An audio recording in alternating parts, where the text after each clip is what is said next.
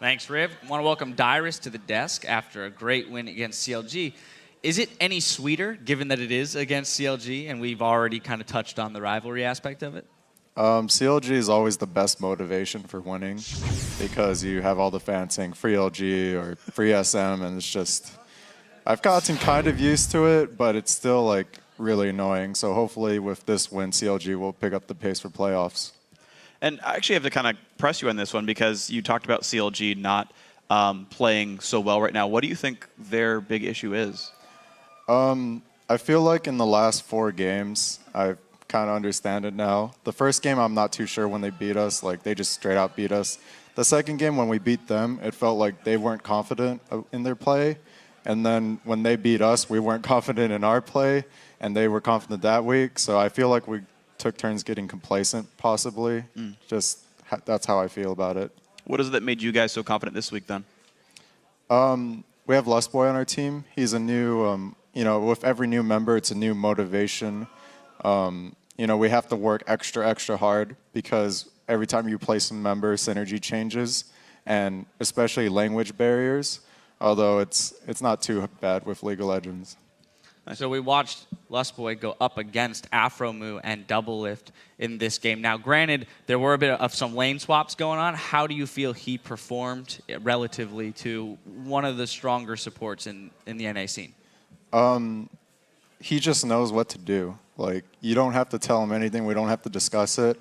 He'll talk about, like, I'm going to go get wards here, and then, we'll talk about it together, and it'll be decided very quickly, and we'll all know what to do. And then we have that smooth process going. We have Dragon Timer in the back of our head. Everything was just smooth. Is he stepping into a bit more of a shot caller role, or is that still kind of falling on Bjergsen and Amazing's shoulders? It's still on Bjergsen and Amazing, but when Bjergsen and Amazing are having trouble, they just look to Lustboy because he knows. And Lustboy actually doesn't really talk that much, but he says just enough for us to get by. And it seems like you guys are actually playing phenomenally well right now, and you're moving on your way towards playoffs. You're, one game behind first place right now. We've asked Cloud9 about it, asked a couple of teams about it.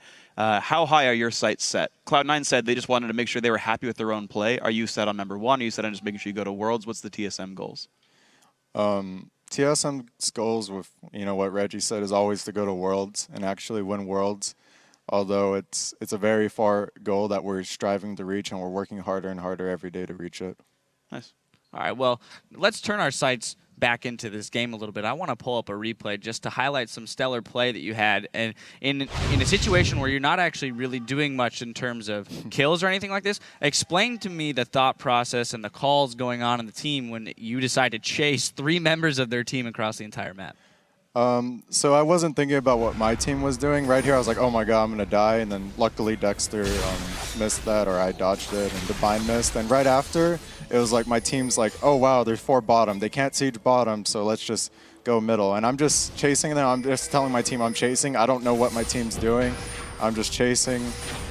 I know they can't kill me because I'm pretty tanky and we're pretty far ahead already, but I'm just chasing them and giving my team a positional advantage.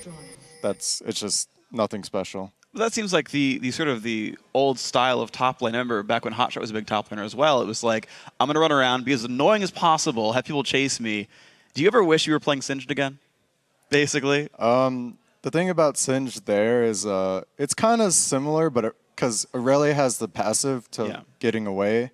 And on Singed, I don't know, it's just sort of different, but it's, it's kind of the same. Hotshot was a god at that. He's really, really good at that.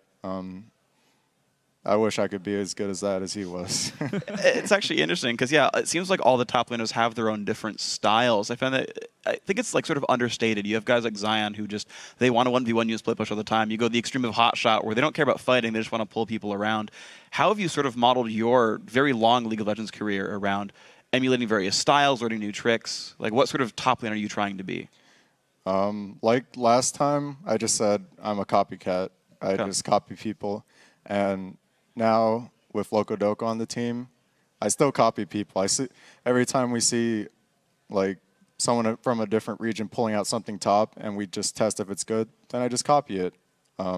It's a little bit harder from going to melee to range. I was actually I'm more comfortable with like just melees in general, because that's just where I was. Like I started with Jax, Singed, and then like there's the AP style, there's the range style, like I don't know. There's all kinds of different styles. Jace, the Lulus. Yeah, Jace is particularly the most difficult one, but yeah, you know what I mean. Yeah, I know exactly what you mean. Yeah, You did have Jace a couple years ago, though.